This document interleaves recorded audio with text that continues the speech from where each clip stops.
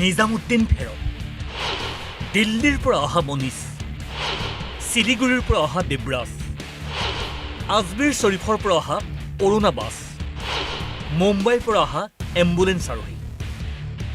কোভিড-19ত অসমৰ ৬২জন আক্ৰান্তৰ ৫৮জনৰেই বহিৰাজ্যৰ সংযোগ। পৰিণতি ভয়ানক বিপদৰ পিনে আমাৰ ৰাজ্য। এতিয়া স্বাস্থ্যমন্ত্ৰী হিমন্ত বিশ্ব শৰ্মাৰ সতৰ্কবাণী, অসমৰ পৰিস্থিতি ভবাতকৈ অধিক ভয়াৱহ হ'ব পাৰে। গতিকে পৰিস্থিতি অলপ আগতকৈ ভয়াৱহ হ'ব, কিন্তু এতিয়ালৈকে যদি আপোনালোকে লক্ষ্য ৰাখে যে বাহিৰৰ পৰা অহা প্ৰতিগৰাকী মানুহৰ বেমাৰ প্ৰাৰম্ভিক অৱস্থাতে আমি ধৰি হস্পিটেলাইজ কৰিব পাৰিছোঁ। গতিকে প্ৰত্যাহ্বানৰ কাৰণে আমি সাজু হৈ আছোঁ, কিন্তু মানুহখিনিক নানিব বুলি কোৱা কথাটো ভাৰত চৰকাৰেও মানিব খোজা নাই আৰু মানুহখিনিয়ে নিজেও নামানে। সৰু সৰু ল'ৰা ছোৱালীবিলাকক যদি আমি কৈ থাকোঁ আহিব নালাগে, এটা সময়ত ল'ৰা ছোৱালীবিলাকে বিভিন্ন ৰাজ্যত বেয়া ধৰণৰ ঘটনাও কৰি দিব পাৰে, যাৰ কাৰণে পিছত আমি সামাজিকভাৱে দায়বদ্ধ হ'ব লাগিব।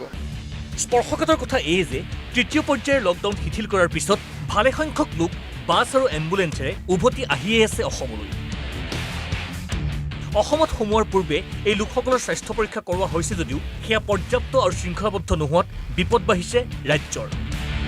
এই সন্দৰ্ভত স্বাস্থ্যমন্ত্ৰী হিমন্ত বিশ্ব শৰ্মাৰ ঘোষণা, বহিৰাজ্যৰ পৰা উভতি অহাসকলক বাধা দিব নোৱাৰি। ভাৰত চৰকাৰে স্পষ্টভাৱে নিৰ্দেশ দিছে যে নিজ ৰাজ্যৰ মানুহ নিজ ৰাজ্যলৈ উভতাই আনিবই লাগিব। আনিব লাগিবই। আনাৰ ফলত আমাৰ বিপদো আছে, কিন্তু তেওঁলোকো অসমীয়া মানুহ, তেওঁলোকক আমি বেলেগ প্ৰদেশতো মৃত্যুৰ মুখত পৰিব দিব নোৱাৰোঁ। গতিকে আমাৰ দায়িত্ব, আমি তেওঁলোকক ট্ৰিটমেণ্টটো কৰিব লাগিব, চাবও লাগিব আৰু আমি সেইখিনি ৰিস্ক ল'ব লাগিব। তাৰ বিকল্প একো নাই, কাৰণ সেই ৰাজ্যবিলাকৰ পৰা তেওঁলোকক লাহে লাহে সেই চৰকাৰবিলাকে যাব নিৰ্দেশ দিছে। অসমীয়া ল'ৰা চাইকেল চলাই জম্মুৰ পৰা আহি আছে, তেওঁলোকক আমি কোন পুলিচ লগাই ক'ম যে আপোনালোক ঘৰলৈ উভতি আহিব নালাগে? তেনেহ'লে বিকল্প কি? অসমৰ জনতাক উদ্দেশ্যি স্বাস্থ্যমন্ত্ৰীৰ অনুৰোধ। আমি সাজু হোৱাৰ বাদে হস্পিটাল বঢ়োৱাক বাদ দি, মাস্ক ব্যৱহাৰ কৰা, অযথা ঘৰৰ পৰা নোলোৱাক বাদ দি বেলেগ বিকল্প আজিৰ দিনত একো নাই। যে দুইফালে ষ্টাম্প থকা মানুহ ৰাস্তাত দেখিলে সকলোৱে যাতে একে স্বৰে চিঞৰি উঠে যে আপুনি কিয় ৰাস্তাত ওলাইছে। তেওঁলোকৰ বিৰুদ্ধে পাব্লিকে মাত মাতিব লাগে। যদি কোনোবা ব্যক্তিক দেখে পুলিচক জনাব লাগে, 104ত ফোন কৰিব লাগে, 100ত ফোন কৰিব লাগে আৰু এইটো এটা জন আন্দোলনত পৰিণত কৰিব লাগে।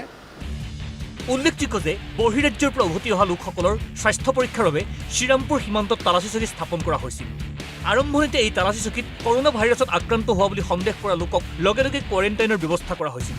কিন্তু পৰৱৰ্তী পৰ্যায়ত এই ব্যৱস্থাটো সঠিক নোহোৱাত এতিয়া বিপদ বাঢ়িছে অসমৰ। বিশেষকৈ আজমেৰ শ্বৰীফৰ পৰা শিলচৰলৈ অহা এই বাছখনত কেইবাগৰাকীও কোভিড-19ত আক্ৰান্ত লোক ওলোৱাত সীমান্তত স্থাপন কৰা তালাচী চকীৰ ব্যৱস্থাপনাক লৈ প্ৰশ্ন উত্থাপিত হৈছে। শেহতীয়াকৈ মুম্বাইৰ পৰা যোৰহাটলৈ অহা এই এম্বুলেন্সখনত চালকসহ ৩জন কোভিড-19ত আক্ৰান্ত লোক ওলোৱাত স্বাস্থ্যমন্ত্ৰী হিমন্ত বিশ্ব শৰ্মাৰ টুইটাৰত হিমন্ত বিশ্ব শৰ্মাৰ ঘোষণা, অসম সীমান্তত কোভিড-19ৰ টেষ্ট কৰাৰ ব্যৱস্থা নাই। তেন্তে এতিয়া হ'ব কি? কেনেকৈ মহামাৰী কৰোনাৰ পৰা ৰক্ষা পৰিব অসম? উল্লেখযোগ্য যে কা আন্দোলনৰ পৰিপ্ৰেক্ষিতত এইবাৰ পৰ্যটক অহা নাছিল অসমলৈ।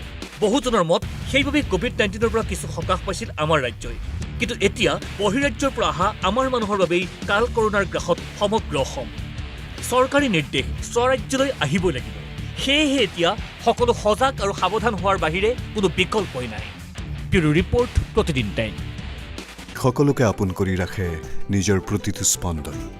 যেতিয়া ঘৰ সজা হয় হেলথি চিমেণ্টেৰে, অমৃত চিমেণ্ট, শুনক নিজৰ ঘৰৰ স্পন্দন।